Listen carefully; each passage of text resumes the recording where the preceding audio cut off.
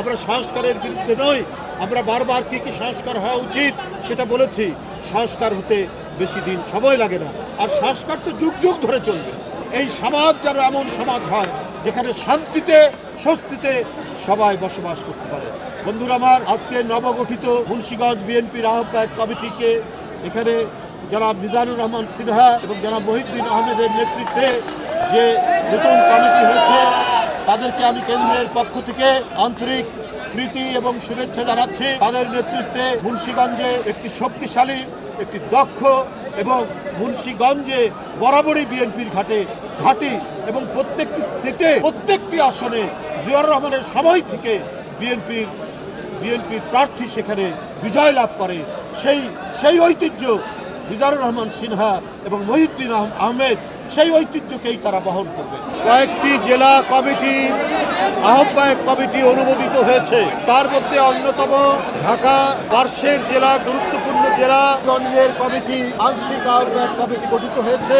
এই কমিটিতে দেশের বিশিষ্ট উদ্যোক্তা, সাবেক মন্ত্রী, সাবেক এমপি জনাব মিজানুর রহমান সিনহা আহ্বায়ক এবং মুন্সিগঞ্জ জেলার বিশিষ্ট রাজনীতিবিদ এবং ওই জেলার সাবেক সভাপতি জনাব আব্দুল হাই, যিনি সাবেক মন্ত্রী ছিলেন, তার কনিষ্ঠ ভ্রাতা, যিনিও দীর্ঘদিন এই বিএনপির বিভিন্ন রাজনৈতিক নেতৃত্বে ওই জেলাকে সুসংগঠিত করেছিলেন, জনাব মহিউদ্দিন ভাই, জনাব মহিউদ্দিন আহমেদ।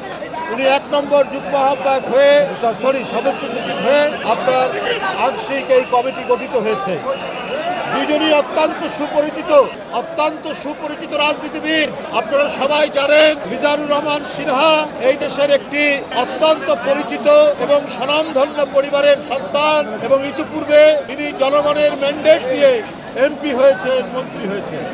মহিউদ্দিন ভাইও এই বৃহত্তর ঢাকা জেলা এবং মুন্সিগঞ্জের একটি সুপরিচিত রাজনৈতিক পরিবারের সন্তান। দীর্ঘদিন ধরে তারা এই জেলাটিকে সুসংগঠিত করেছেন। মুন্সিগঞ্জ হচ্ছে ধানের শীষের জেলা, জাতীয়তাবাদের জেলা, শহীদ জিয়াউর রহমানের জেলা, দেশনেত্রী বেগম খালেদা জিয়ার জেলা, দেশনায়ক তারেক রহমানের জেলা। আমার আজকে আপনারা নেতা কর্মীদের অবস্থান দেখে বুঝতে পেরেছেন অত্যন্ত স্বতঃস্ফূর্তভাবে নেতা কর্মীরা আজকে দুইজনকে সংবর্ধিত এবং আজকে শহীদ জিয়ার বাজারে পুষ্পার্ঘ অর্পণ এবং ফাতেহা পাঠ করার জন্য এখানে উপনীত হয়েছে।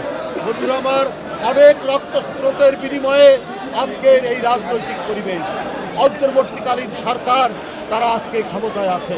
বন্ধুরা আমার, আমরা চাই আগামী দিনে গণতন্ত্রের বিকাশ এবং গণতন্ত্রের সত্যিকার যে মুক্ত পরিবেশ, যেখানে কথা বলা যাবে নির্ভয়ে, যেখানে মিছিল করা যাবে নির্ভয়ে, যেখানে রাজনৈতিক সভা সমিতি করা যাবে নির্ভয়ে, সেইটার জন্য এক রক্তঝরা আন্দোলনে 16 বছর বিএনপির অসংখ্য নেতাকর্মীর আত্মদান আর তাদের রক্ত ভেজা ষাটের বিনিময়ে আজকের এই পরিবেশ।